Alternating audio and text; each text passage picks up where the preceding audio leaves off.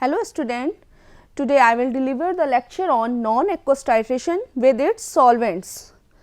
In my first lecture, I delivered the lecture on acid-base titration, and non-aqueous titration is also related the titration of acid and base, but different.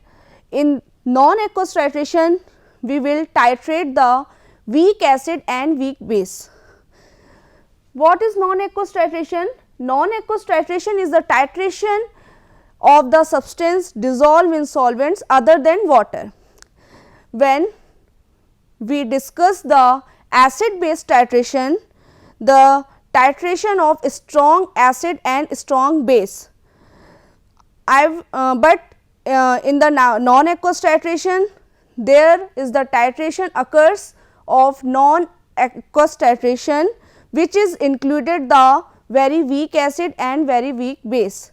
The most commonly used procedure in the titration of organic bases with perchloric acid in anhydrous acetic acid. Non-aqueous titration और acid base titration में difference ये है कि जब हम acid base titration पढ़ते हैं तो उसमें स्ट्रॉन्ग एसिड और स्ट्रॉन्ग बेस के टाइट्रेशन को पढ़ते हैं. वीक एसिड और वीक बेस के टाइट्रेशन को भी हमने पढ़ा था, लेकिन उसमें डिफरेंस क्या था, जब न्यूट्रलाइजेशन कर्व की बात हुई थी, एंड पॉइंट की बात की गई थी, तो नॉन एक्वस टाइट्रेशन के में जो वीक एसिड और वीक बेस हैं वो एंड पॉइंट को डिटेक्ट कर पाते हैं, क्योंकि जो वीक एसिड और वीक बेस होते हैं वो एक्वस सॉल्वेंट मीन्स वाटर में कंप्लीटली डिसोसिएट नहीं हो पाते हैं. तो इसीलिए हमें वीक एसिड और वीक बेस के लिए नॉन एक्वस सॉल्वेंट्स का यूज़ करना पड़ता है, और नॉन एक्वस सॉल्वेंट से रिलेटेड जो टाइट्रेशन होता है वो कहलाता है non aqueous titration. This is the difference between strong acid, strong base and weak acid, weak base.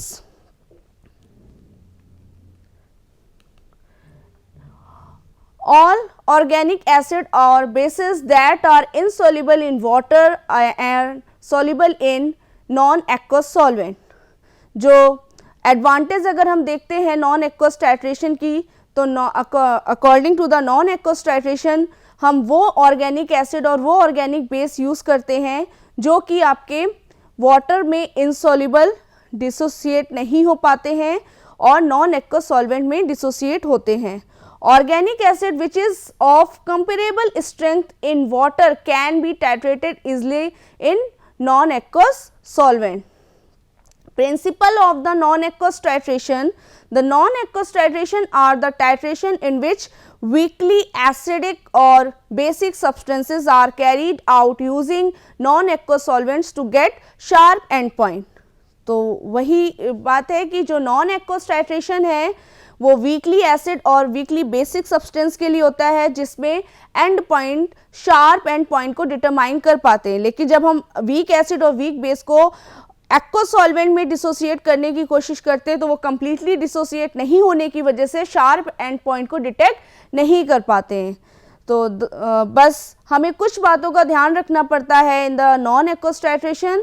The moisture content in non aqueous titration should not be more than 0.05% and carbon dioxide also avoided in the non aqueous titration method. क्योंकि moisture में क्या होता है, water ही absorb होता है, तो moisture जो है नॉन एक्वस टाइट्रेशन में पहले तो अवॉइड ही होना चाहिए, और अगर है प्रेजेंट है तो उसकी वैल्यू सिर्फ 0.05% ही होनी चाहिए, और कार्बन डाइऑक्साइड भी अवॉइड करना चाहिए in the titration of non aqueous. Disadvantage of the non-aqueous titration. Firstly, temperature, moisture, carbon dioxide should be controlled. Solvent are expensive. अगर हम वाटर की बात करते हैं तो वाटर जो होता है एक चीप सॉल्वेंट है और हर जगह अवेलेबल होता है, लेकिन जो नॉन एक्वस टाइट्रेशन के सॉल्वेंट्स होते हैं, नॉन एक्वस सॉल्वेंट होते हैं, वो बहुत एक्सपेंसिव होते हैं और वोलाटाइल होते हैं. वोलाटाइल नेचर की वजह से सॉल्वेंट्स कैन पॉल्यूट इन्वायरमेंट, क्योंकि वोलाटाइल होने की वजह से नॉन एक्वस सॉल्वेंट जो होते हैं वो इवेपोरेट होते हैं, और इवेपोरेट होने की वजह से वो पॉल्यूशन इन्वायरमेंट में पॉल्यूशन को जनरेट कर देते हैं. Indicator must be prepare in non aqueous medium, और जो नॉन एक्वस टाइट्रेशन में इंडिकेटर यूज होते हैं उनको हमें प्रिपेयर करना पड़ता है नॉन एक्वस मीडियम में, मतलब वहाँ भी हमें नॉन एक्वस सॉल्वेंट की ही रिक्वायरमेंट होती है। अब हम बात करते हैं solvents used in non aqueous titration, क्योंकि नॉन एक्वस टाइट्रेशन में सबसे इंपॉर्टेंट चीज़ है नॉन एक्वस सॉल्वेंट, क्योंकि पूरा टाइट्रेशन किस पर बेस कर रहा है, सॉल्वेंट्स पे, ठीक है। तो an non aqueous solution is a solution in which water is not the solvent. तो पता ही है कि नॉन एक्वस टाइट्रेशन में वाटर को हम सॉल्वेंट की तरह नहीं लेते हैं। Example of non aqueous solutions are solutions used in dry cleaning, जो कुछ आपके नॉन एक्वस सॉल्वेंट होते हैं उनके सॉल्यूशन जो होते हैं वो ड्राई क्लीनिंग के प्रोसेस में भी यूज़ होते हैं, जैसे कि इथीन है। इथीन को अगर हम डाइक्लोरोमीथेन में डिसॉल्व करते हैं, डिसोसिएट करते हैं, तो वो as a dry cleaning agent की तरह वर्क करता है। Common examples are liquid ammonia, liquid sulfur dioxide, sulfuryl chloride and sulfuryl chloride fluoride, phosphoryl chloride, dinitrogen tetroxide, antimony tetrachloride, bromine pentafluoride, hydrogen fluoride, pure sulfuric acid and other inorganic acid are involved as a non-aqueous solvent. These are the common non-aqueous solvent.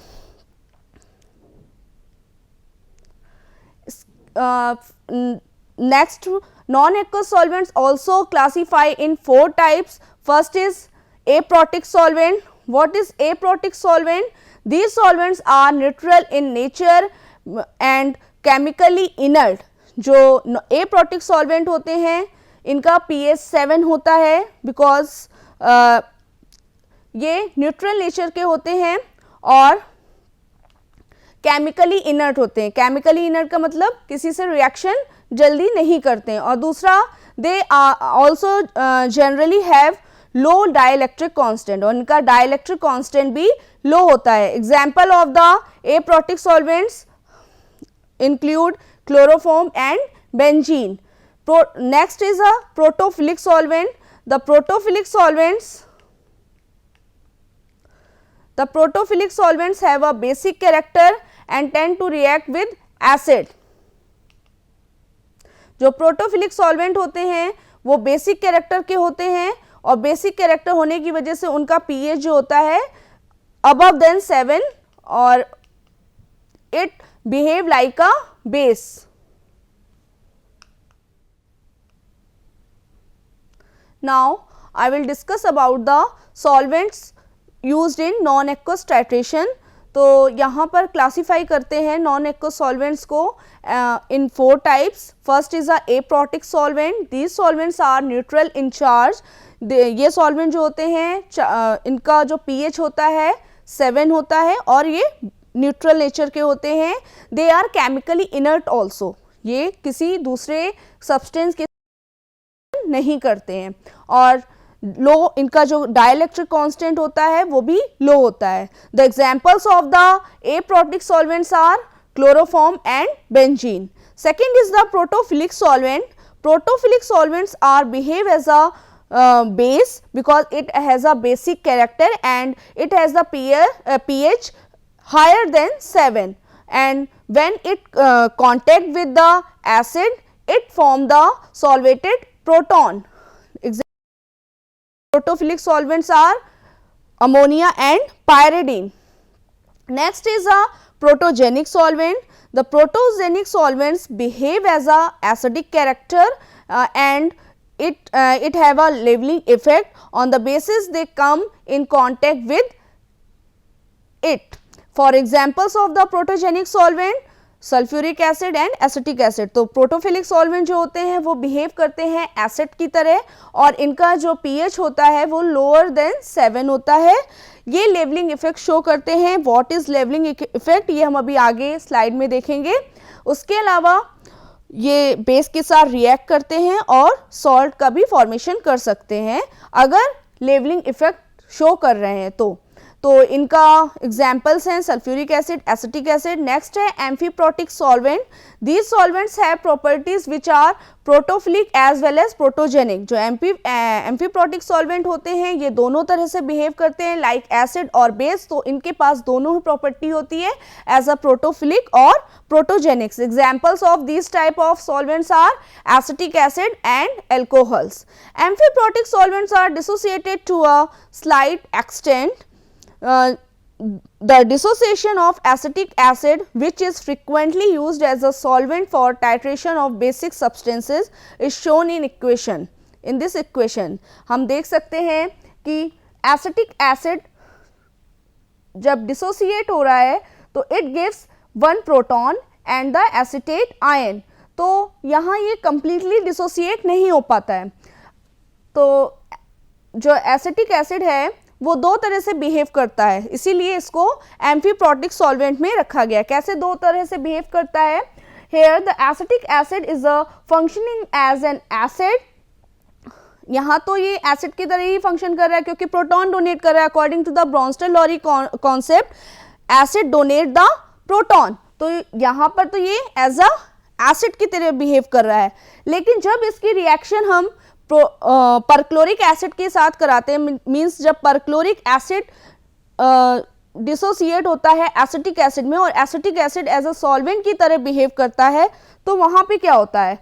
If a very strong acid such as perchloric acid is dissolve in acetic acid, the latter can function as a base. तो यहाँ acetic acid जो होगा वो function करेगा as a base की तरह। कैसे करेगा अभी हम आगे एग्जाम्पल में देखेंगे। And combine with protons donated by the perchloric acid to form protonated acetic acid and onium ion. This is the example. Perchloric acid dissociate in H plus and chlorate ion in the solvent of acetic acid. Acetic acid take the proton with the perchloric acid and form the onium ion. So in there acetic acid behave as a base. How? According to the Bronsted-Lowry concept, base is a proton acceptor. तो हम यहाँ देखेंगे कि acetic acid क्या कर रहा है? Perchloric acid के प्रोटॉन को लेकर ओनियम आयन का फॉर्मेशन कर रहा है। What is onium ion? जब एसिटिक एसिड में एसिटिक एसिड का मॉलिक्यूलर फॉर्मूला होता है CH3COOH। ओके, अब इसमें एक H एक्स्ट्रा मतलब एक प्रोटॉन एक्स्ट्रा हो गया तो it form the onium ion. This is the onium ion. Readily donates its proton to a base. अब इसके बाद जब एसिटिक एसिड परक्लोरिक एसिड को ग्लेशियल एसिटिक एसिड में फिर से हम डिसोसिएट कराएंगे तो वहाँ पर एसिटिक एसिड जो होगा फिर से एज अ एसिड की तरह बिहेव करेगा और अपना जो भी ओनियम आयन जो उसके पास एक एक्स्ट्रा प्रोटॉन है उसको डोनेट कर देगा। नेक्स्ट, अभी हमने पहले वर्ड यूज किया था लेवलिंग इफेक्ट। तो what is levelling effect?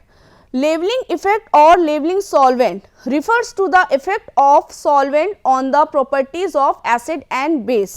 Leveling effect नाम से ही समझ में आ रहा है, it is related to the level of the acid and base. क्या होता है जब हम strong weak acid लेते हैं और weak acid को dissociate कराते हैं किसी solvent में, तो वो solvent जो क्या होता है as a base की तरह वर्क करता है।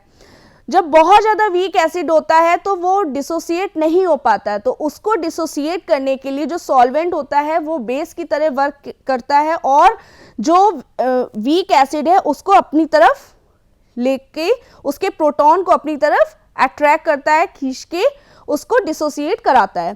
तो यहाँ पर जो सॉल्वेंट बेस की तरह वर्क कर रहा है तो इट मीन्स वो क्या कर रहा है, अपनी कॉन्सेंट्रेशन और जो एसिड की कॉन्सेंट्रेशन है उसको सेम लेवल पे ला रहा है। क्योंकि टाइट्रेशन में क्या होता है, टाइट्रेशन के प्रोसेस में जो भी टाइट्रेंट है और टाइट्रेट है उनकी कॉन्सेंट्रेशन सेम होनी चाहिए, तभी कॉन्सेंट्रेशन सेम होकर ही वो इक्विवेलेंस पॉइंट देते हैं, एंड पॉइंट को डिटेक्ट करते हैं।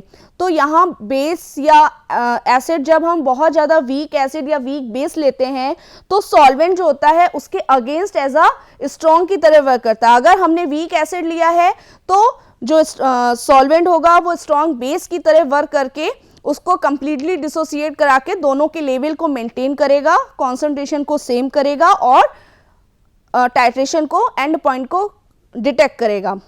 ऐसे ही अगर हमने वीक बेस लिया है तो एसिड जो होगा वो स्ट्रॉन्ग बेस की तरह, स्ट्रॉन्ग एसिड की तरह वर्क करके वहाँ से बेस को डोनेट कर देगा प्रोटॉन और लेवल को मेंटेन करके एक लेवलिंग इफेक्ट जनरेट करेगा। तो लेवलिंग इफेक्ट में क्या होता है, जो सॉल्वेंट होता है वो जो भी वीक एसिड या वीक बेस होते हैं उनकी स्ट्रेंथ को बढ़ा देता है। स्ट्रेंथ बढ़ेगा तभी तो, क्योंकि जो भी स्ट्रेंथ होती है एसिड और बेस की वो उनके डिसोसिएशन पर ही डिपेंड करती है। जितना ज़्यादा डिसोसिएशन होगा एसिड और बेस का उतने ही एसिड और बेस की स्ट्रेंथ ज़्यादा होगी, उतने ही एसिड और बेस स्ट्रांग होंगे, क्योंकि जितना स्ट्रांग एसिड है स्ट्रांग बेस है उन्हीं का डिसोसिएशन कंप्लीट होता है। जितना वीक होता जाता है एसिड और बेस उनका डिसोसिएशन कम होता जाता है, और जो बहुत ही ज़्यादा वीक होते हैं उनका तो हो नहीं पाता। तो उनके लिए हमें लेवलिंग सॉल्वेंट्स यूज़ करने पड़ते हैं। तो the strength of the acid is limited levelled by the basicity of the solvent. Similarly, the strength of the strong base is leveled by the acidity of the solvent. तो ऐसे ही strong acid जो भी है उसकी basicity किस पे depend कर रही है, सॉल्वेंट पे, और स्ट्रॉन्ग बेस है उसकी भी बेसिसिटी किस पे डिपेंड कर रही है, सॉल्वेंट पे। तो next, levelling solvent in strong protophilic solvent all acids act as if they were of similar strength. Similarly, in the strong protogenic solvent all bases act as if they were of similar strength. Solvent which act in this way are known as leveling solvent. तो अगर protophilic solvent जो है दोनों ही as a levelling की तरह work कर सकते हैं। उसके बाद डिफ्रेंशिएटिंग सॉल्वेंट हम पढ़ते हैं। डिफ्रेंशिएटिंग सॉल्वेंट जो होता है वो जस्ट इसका लेवलिंग सॉल्वेंट का ऑपोजिट होता है, उसमें एसिड और बेस एक दूसरे के अगेंस्ट वर्क करते हैं। Now the difference between aqueous titration और नॉन एक्वस टाइट्रेशन, तो हम पहले ही बता चुके हैं एक्वस और नॉन एक्वस में क्या डिफरेंस है। एक्वस टाइट्रेशन में हम वाटर का यूज़ करते हैं और वहाँ स्ट्रॉन्ग एसिड स्ट्रॉन्ग बेस का डिसोसिएशन होता है, लेकिन नॉन एक्वस टाइट्रेशन में वाटर नहीं लेते हैं, यहाँ वीक एसिड और वीक बेस का डिसोसिएशन होता है। Next, indicator used in non aqueous titration, so there are 3 types of indicator. इसके अलावा और भी हम यूज़ कर सकते हैं, बट अभी हम जो जनरली कॉमन यूज़ करते हैं वो इंडिकेटर देख रहे हैं। तो crystal violet use as a indicator and it will be prepare 0.5% in glacial acetic acid. It will color change in basic medium in violet color and in neutral medium it produce blue to green color. ऐसे ही naphthol benzene लेंगे, it will prepare 0.2% in glacial acetic acid. It will change in basic medium the color blue or blue green, and in the neutral medium it produce orange color. Orachid blue, it will prepare 0.5% in glacial acetic acid and it will produce blue color in basic medium, and in neutral medium it produce purple color. Now we will discuss about the leveling effect. तो अभी हमने last time एक word use किया था levelling effect. तो what is levelling effect और levelling solvent? Levelling effect और levelling solvent refers to the effect of the solvent on the properties of acid and base. Levelling effect क्या होता है, जब एसिड और बेस की रिएक्शन होती है और एसिड जो होता है बहुत वीक होता है, और हम वहाँ पर जो सॉल्वेंट यूज़ करते हैं वो क्या होता है, एक स्ट्रॉन्ग बेस की तरह वर्क करता है। वो क्या करेगा, जो बहुत ज़्यादा वीक एसिड होंगे उसको डिसोसिएट करने के लिए उसके प्रोटॉन को अपनी तरफ लेगा, मतलब उसके प्रोटॉन को लेकर वो एसिड को कंप्लीटली डिसोसिएट कराएगा। तो वहाँ पर जो सॉल्वेंट है वो क्या किस तरह वर्क कर रहा है, एज अ स्ट्रॉन्ग बेस की तरह। तो क्या करेगा, बेस का काम, मतलब जो सॉल्वेंट है उसका वर्क क्या हुआ, as a maintain the level, मतलब लेवल को मेंटेन करेगा, कॉन्सेंट्रेशन को मेंटेन करेगा। तो इसी तरह क्या होता है, जब हम बहुत ज़्यादा वीक बेस लेते हैं तो बेस भी जब जो सॉल्वेंट पे डिसोसिएट किया जाता है, जिस सॉल्वेंट पे, वो एज अ स्ट्रॉन्ग एसिड की तरह वर्क करता है। वो क्या करेगा, अपने प्रोटॉन को देगा, प्रोटॉन को देकर जो भी आपका बेस है उसको कंप्लीटली डिसोसिएट कराएगा। तो जो स्ट्रॉन्ग वीक एसिड और वीक बेस को सॉल्वेंट डिसोसिएट कराते हैं, वो क्या करते हैं, एक तरह से लेवल को मेंटेन करते हैं, कॉन्सेंट्रेशन को मेंटेन करते हैं। जब बात हम करते हैं स्ट्रॉन्ग वीक एसिड की, तो वहाँ जो हम सॉल्वेंट यूज़ करते हैं वो एज अ स्ट्रॉन्ग बेस की तरह वर्क करता है। वो क्या करता है, एसिड और बेस की जो लेवल होता है, कॉन्सेंट्रेशन होती है, उसको इक्वल करता है। क्योंकि टाइट्रेशन में क्या होता है, जब टाइट्रेंट और टाइट्रेट दोनों एक दूसरे की कॉन्सेंट्रेशन जो दोनों की इक्वल हो जाती है तो इक्विवेलेंस पॉइंट जनरेट होता है और वहीं पर एंड पॉइंट डिटेक्ट होता है। तो इसी तरह नॉन एक्वस टाइट्रेशन में जो सॉल्वेंट वीक एसिड या वीक बेस को कंप्लीटली डिसोसिएट कराने में हेल्प करता है, तो वो आपका लेवलिंग सॉल्वेंट होता है, मतलब वो लेवल को और कॉन्सेंट्रेशन को मेंटेन करता है। तो अगर हम वेरी वीक एसिड लेते हैं तो जो सॉल्वेंट होता है वो स्ट्रॉन्ग बेस की तरह वर्क करता है। अगर हम वीक बेस लेते हैं तो सॉल्वेंट स्ट्रॉन्ग एसिड की तरह वर्क करता है। तो ये जो इससे जो लेवल इफेक्ट जनरेट होता है उसको हम बोलते हैं लेवलिंग इफेक्ट, और the solvent is called levelling solvent.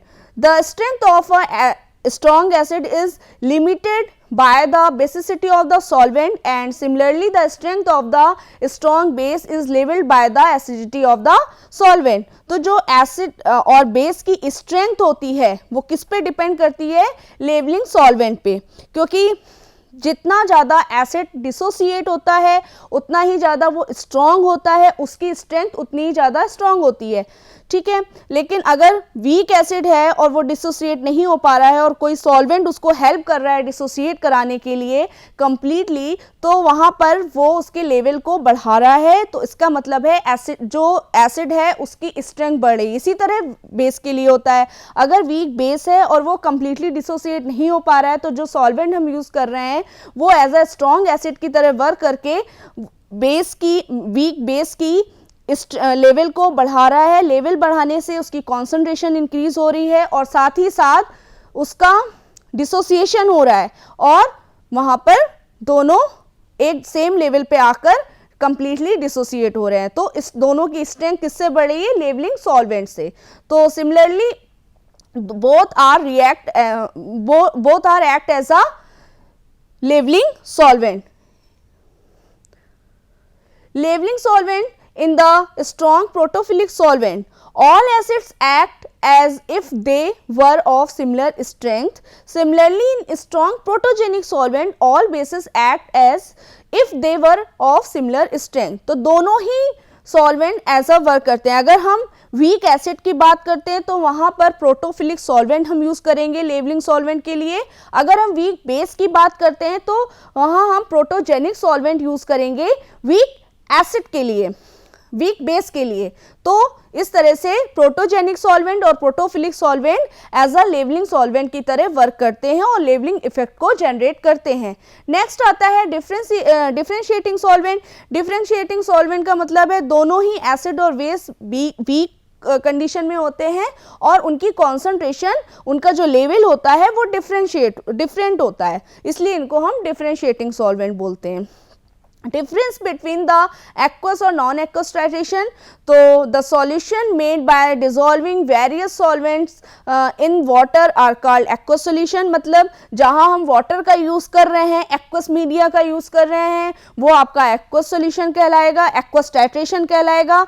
और जहाँ हम वाटर की जगह किसी दूसरे ऑर्गेनिक सॉल्वेंट का यूज़ कर रहे हैं जिसमें बिल्कुल भी वाटर ना प्रेजेंट हो, वो आपका नॉन एक्वस सॉल्यूशन और नॉन एक्वस टाइट्रेशन कराएगा। The solutions made by dissolving solvents in organic liquid और solvent which do not contain water are called non aqueous solution. The main and the basic difference between an aqueous solution and liquids is that A liquid is a state of matter which has some typical characteristics which distinguishes it from other states of matter, that is solid and gases. Whereas an aqueous solution is a solution where the solvent is water, which is a liquid, and some other solvents. Water interference in non aqueous titration, non aqueous titration में water का interference कहाँ पर होता है? The need for the non aqueous titration arises because water can behave as a weak base and a weak acid as well and can hence compete in proton acceptance और proton donation with other weak acid and bases dissolve in it. जब हमें proton को accept या proton को donate कराना होता है तो वहाँ पर वाटर का इंटरफेरेंस थोड़ा सा होता है इन नॉन एक्वस टाइट्रेशन में. Next, which type of indicator used in non-aqueous titration? In there many types of indicator used in non-aqueous titration like crystal violet. It will prepare 0.5% in glacial acetic acid. जैसे कि starting में ही बताया था कि जो non aqueous titration में indicator use होते हैं वो भी नॉन एक्वस मीडिया में ही डिसॉल्व किए जाते हैं, डिसोसिएट किए जाते हैं.